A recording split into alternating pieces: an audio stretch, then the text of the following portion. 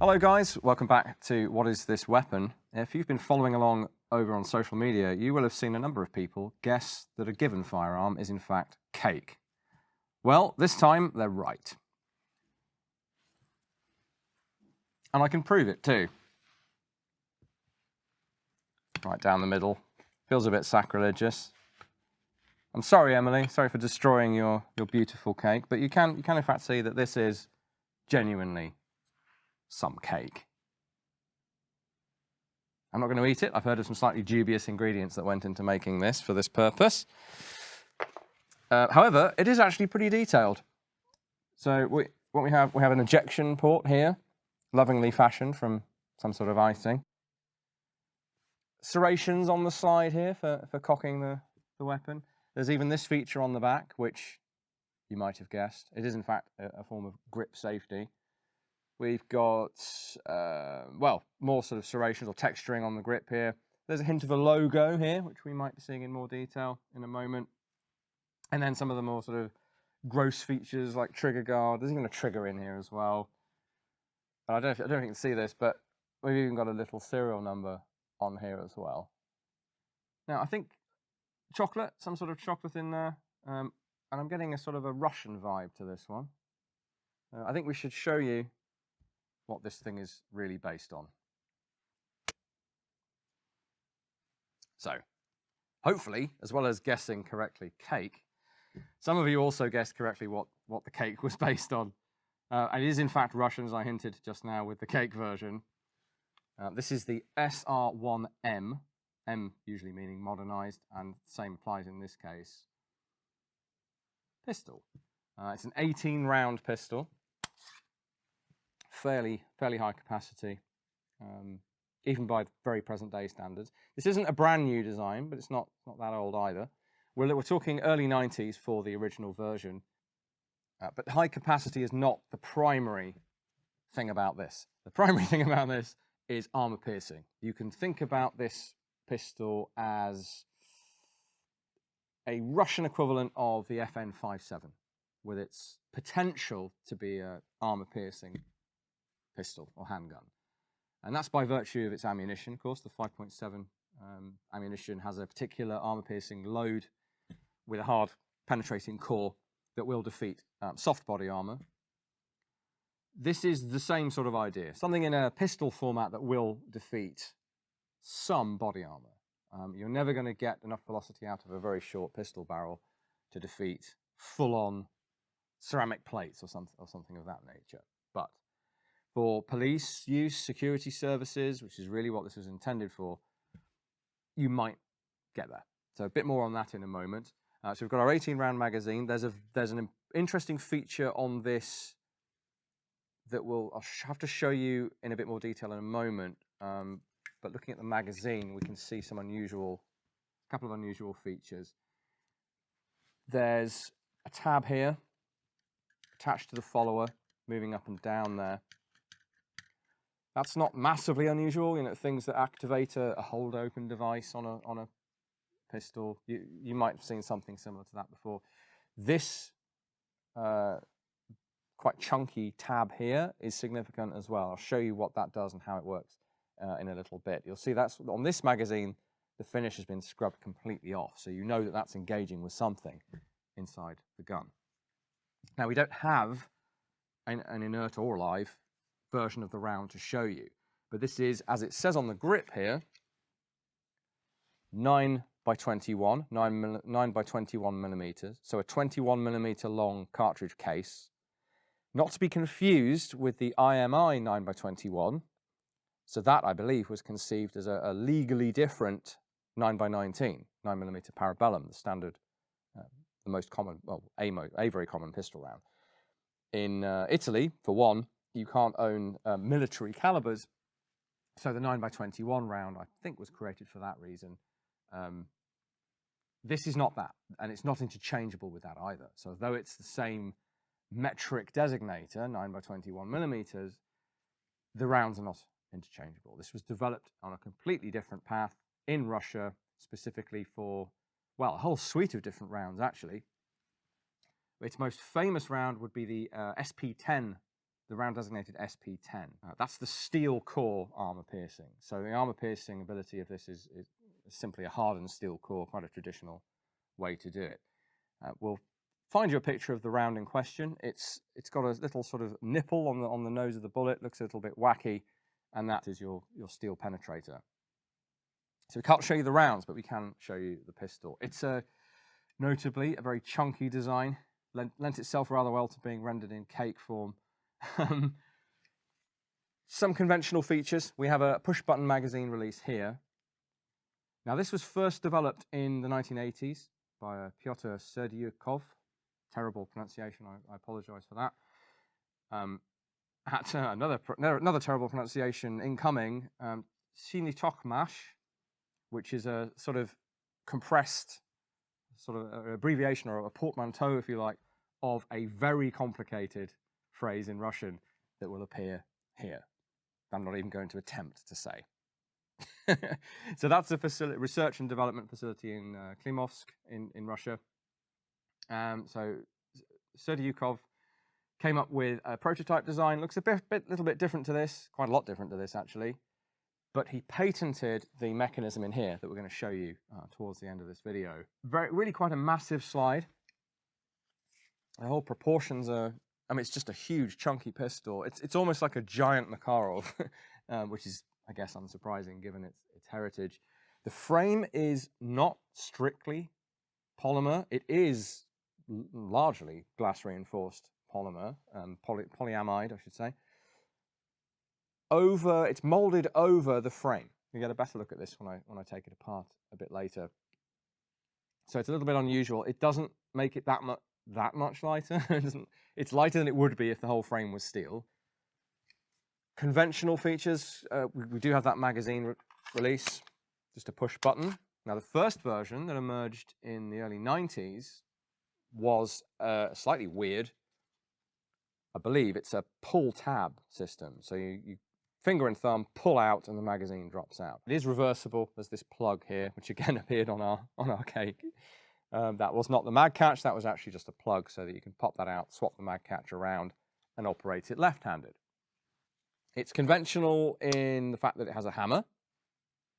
You just saw this pop out when I did that. Let me just show you that again. So with the hammer fully down, grip safety, which is obviously what it is, I'm sure some of you realise that, doesn't do anything, and the trigger doesn't do anything. It has a Glock-style safety built into the trigger as well, but that's completely disabled. So you can have the weapon loaded, chambered, hammer is down, both safeties and the trigger are deactivated. If you cock it to the first notch, the grip safety is activated, as is the trigger. So if we try to pull the trigger with the grip safety out, the hammer moves back, but it won't fire. If we grasp the pistol and pull through on the trigger, it will now fire double action. But with the hammer down again, having fired off, trigger's dead again. Now, obviously, when it's powering itself with its ammunition, it will remain in the fully cocked position after every shot. You only have to worry about this in terms of making it ready to fire or decocking it to holster it. Slightly weird setup. Normally, hammer fully down would be, well, if you go back to the sort of Old West revolver era, half cock would be your safety position, and it kind of is on this as well in that it activates the safeties, but it's not in the sense that it's only truly safe when the hammer is fully down, if that makes sense. Slightly unconventional design. There's an internal safety in here as well, a drop safety, firing pin safety, much like the one on the Glock, for example. We have a lanyard loop there. Even that was on the cake. We don't have anything up front on the dust cover in terms of a rail, but the most recent variant of this has 2 grooves machined into the dust cover, the metal part of the dust cover. And, well, I'll come to that at the end, but they're there for an attachment. What else do we have? We have a very prominent serial number here, machined into the slide on this side and the frame on this side. an external extractor, albeit it's very recessed into the slide there. The ejection port, obviously, oval, fairly conventional pistol sights.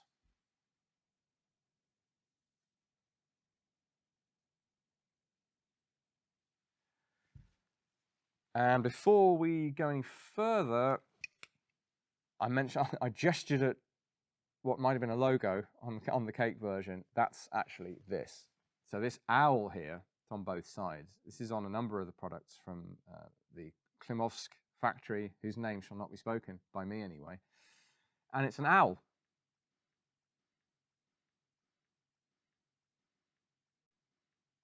And back to this side, this very, very flush lever here, this is the takedown lever. So we're going to use that in just a moment to strip this thing. Before we do that, there's one other interesting technical feature of this that we should demonstrate while it's in one piece. And that is, so the only way to lock this open is with a magazine. A little bit like a Luger in that respect, only the Luger's from 100 plus years ago. So lock it open on the magazine, empty magazine of course, remove the magazine. Now, to release it, you can just pull back on the slide and let it go, but there's no need. This is where these two tabs come in. This is designed, well, it's designed to do this. Now, some of you might have seen or experienced, if you slam a magazine into several self-loading pistol designs out there, the slide will go forward and chamber the first round. One or two are even semi-designed to do that. For sort of competition use, you set them up so that a stout shove of the magazine into the magazine well will drop the slide. This is mechanically operated in that way.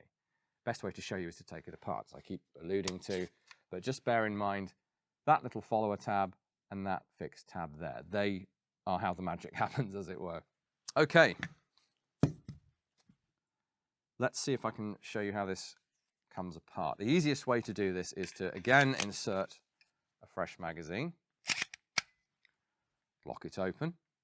That in there is actually the locking wedge for the barrel. So it's recoil operated, barrel and slide travel a short distance, locking wedge drops down, slide is free to continue to extract, eject and reload the weapon. Just like a P38 or a Beretta in that respect. However, disassembly is not like that at all. So to strip this thing, we're going to want the magazine in place, lock it open, then remove the magazine. Obviously, you're going to want to check that that's clear. We've already done that several times. And this catch needs pushing up. Now, it's shaped for a thumbnail, but my thumbnails aren't up to the job. So we're just going to use this empty case, push the lever up, at which point it unlatches from the frame and it comes out. A little bit of a design flaw, you might say, because, well, you can lose that. But anyway, we'll put that to one side. That then means when we drop the slide and barrel assembly just comes off. So far, so straightforward. Let's just get it fully field stripped, not fully stripped, of course. So to do that, we need to get in here, push down and hold under control. Otherwise, it will shoot off. There we go. And out comes the barrel, the return spring and its guide, which is what this is. And there's that locking wedge that we could see from the outside of the gun. And that just drops off. Rests in that groove there and pivots like that. It's really quite similar to, as I keep saying, the original P38 design. So that's your locking block. That's your barrel. Those of you who know the P38 will recognize, or the Beretta, will recognize that plunger there as well, which is to do with how the wedge is pushed out of alignment so that it can drop. Not too much going on inside here. We've got a floating firing pin. Hear that rattling. We have some metal relieved from inside here, just milled away. controlling the weight of the slide, I guess. Not sure why that wasn't done as a design thing. And there is our plunger style firing pin safety, just like a Glock, which prevents the firing pin from going forward unless you want it to. That's kind of it, really. So the really interesting thing, I think, is how the magazine works to drop that slide. You can see two channels here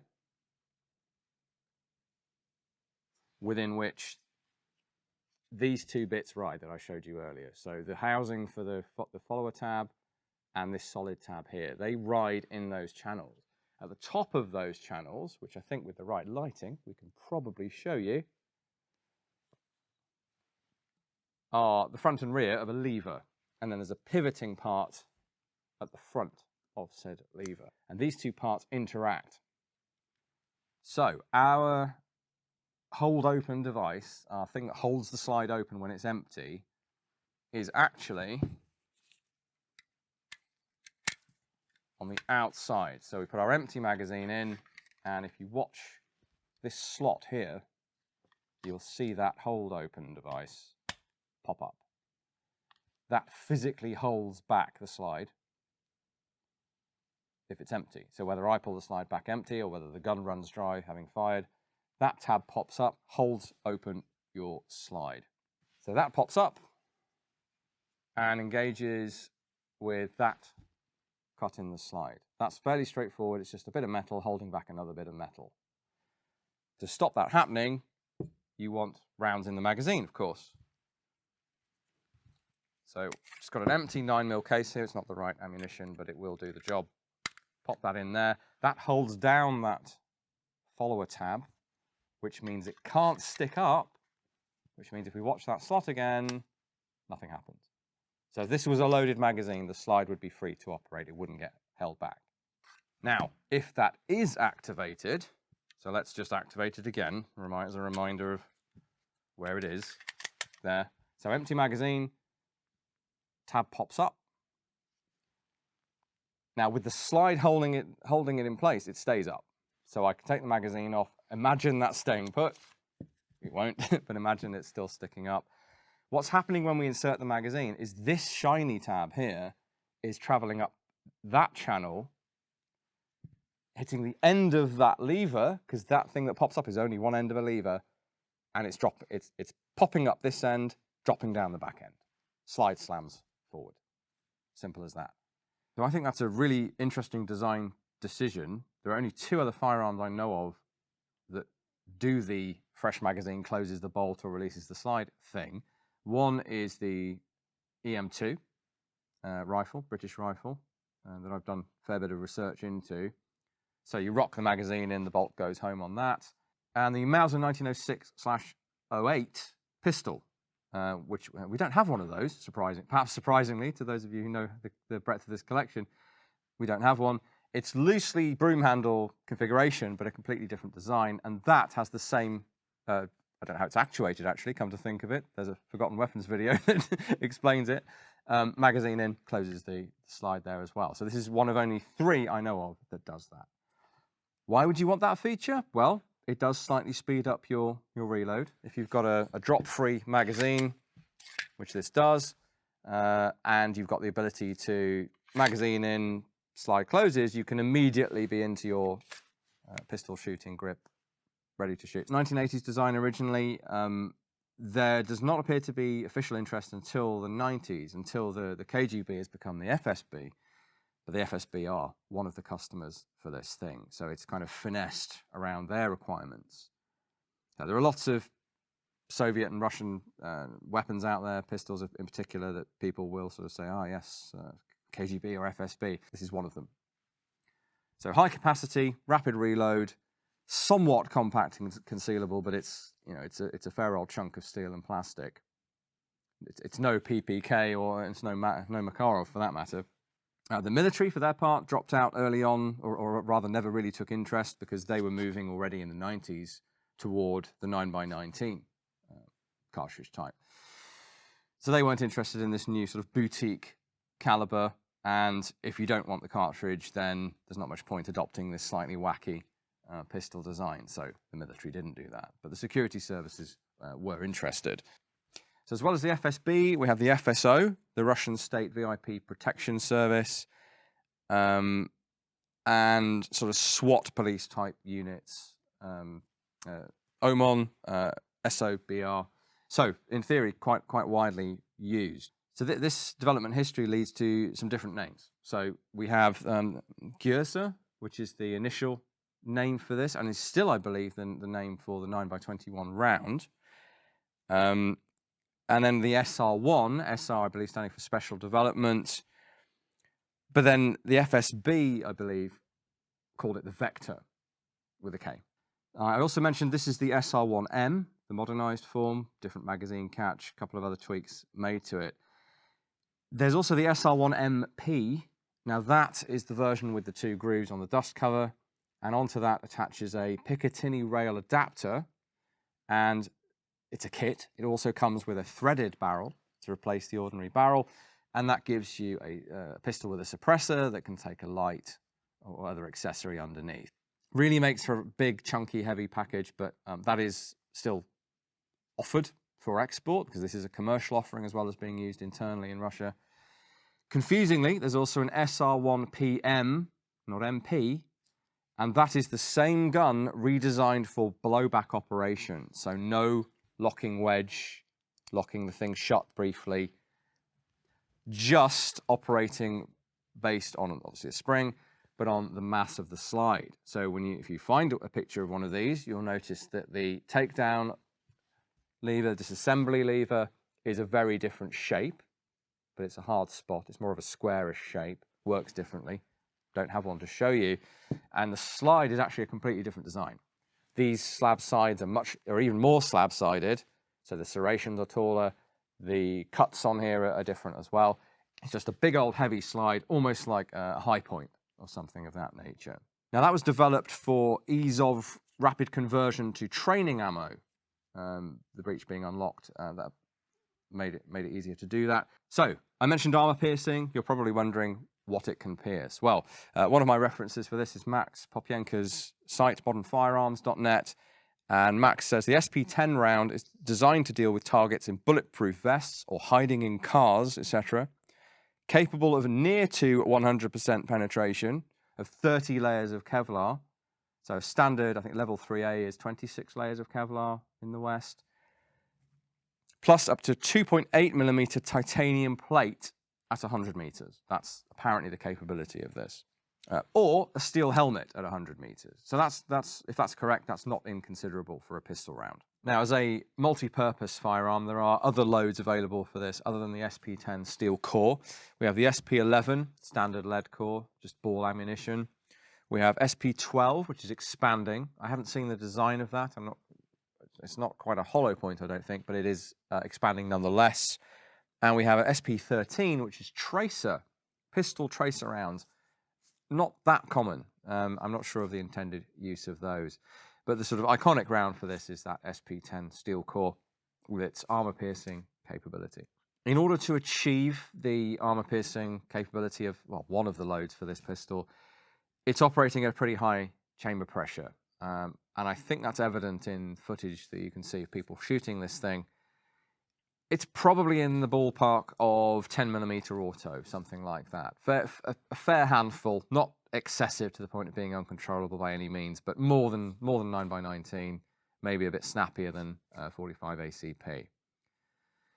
And it's a chunky old handful, as you've probably seen from me handling it. The double stack magazine necessitates that really, as does the needing to contain all that pressure to an extent.